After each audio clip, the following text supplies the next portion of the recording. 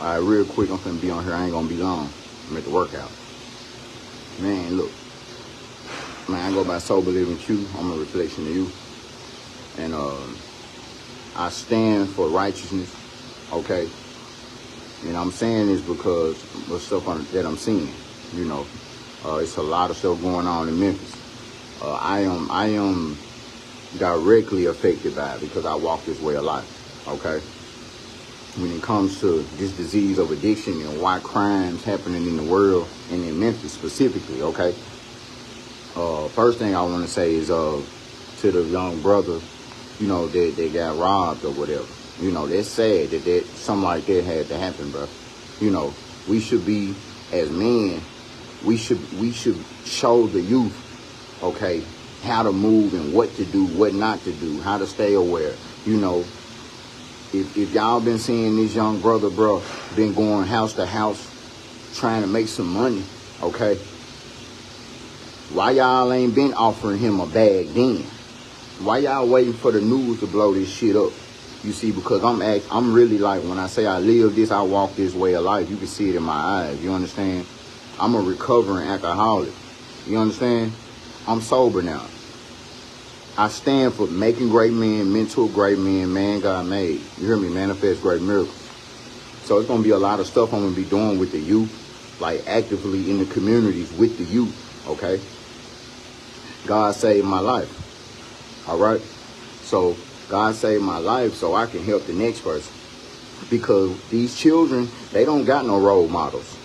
All their role models either dead or in jail or on drugs. Because that's what the disease of addiction do. It strips you of all of that. I don't know the situation exactly, how old the people were that robbed them and they only took $10. 9 times out of 10, that sound like a drug issue. You know, I just hope it wasn't the case. You know, because if you high on fentanyl, you coming down on fentanyl or whatever, you'll rob your mama. Okay, so let's be honest about everything, man. Like, it's gonna get to the point. I want to go to the police department. I want to see the statistics of everything. Okay, how many robberies occur a day? How many robberies occur a week? How many killings have there been? Like, if we talking about making Memphis great again and actually doing this, like, you gotta actually be active out here, not just when shit happens. Okay?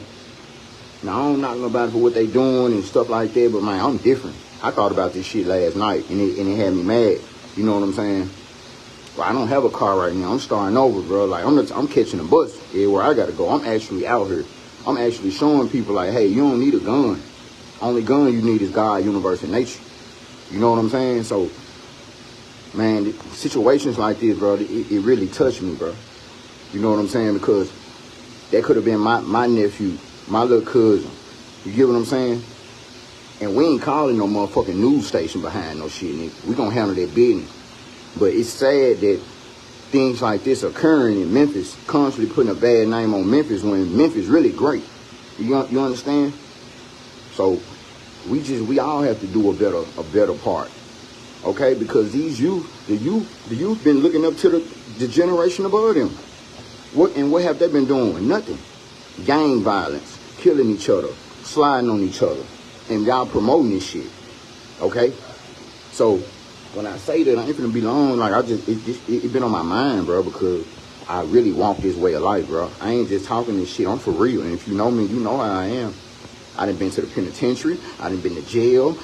I done been through everything except death, okay? So I'm a walking testimony of what I'm saying, okay? And I'm gonna be doing a lot of stuff with the youth. You know, I'm going to be meeting with people that's actively, like, actually doing this, not waiting till something to happen. Okay? In situations like this, man, if y'all see anybody in y'all neighborhood, y'all see these young brothers or whatever, they need assistance, they asking you, like, they trying to make some money, give them a bag. Why y'all didn't give them a bag then? Why the news got to blow that situation up, man? And now everybody all of a sudden want to get that little boy a bag. How about showing them how to be a man? Okay? Showing them how to carry himself. Showing them what to look for. Showing them what not to do. Showing him, okay, if you dib and dabble with this, you join a gang, guess what happens?